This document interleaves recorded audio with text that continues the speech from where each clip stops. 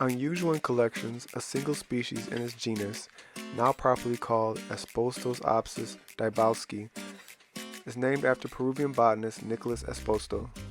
This columnar cactus, native to a very small range of only 18 square kilometers in the Rio de Canto Valley in eastern and northern Baja State, Brazil, called Cabeca branca in Portuguese, are clean, pretty plants, approximately 6 to 8 inches tall.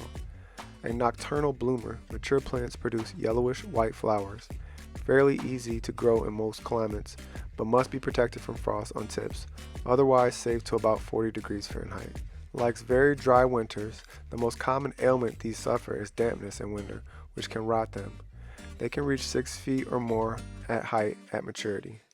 Espostoopsis is a monotypic genus of cactus, containing a single species. The generic name is formed from Greek opsis, meaning view, referring to its resemblance to the genus Espostoa, which with it is often confused.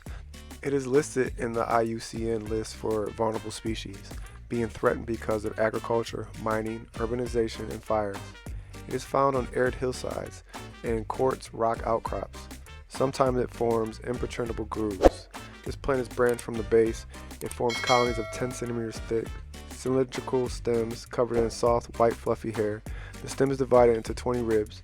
It has 2 to 3 central spines, yellow or brown, and numerous short, hidden radial spines. Dybowskii can be grown in a standard cactus soil, but very porous. It grows relatively fast, but pay attention. It's better not to repot it very often because its roots are fragile and the plant needs a long time to readapt.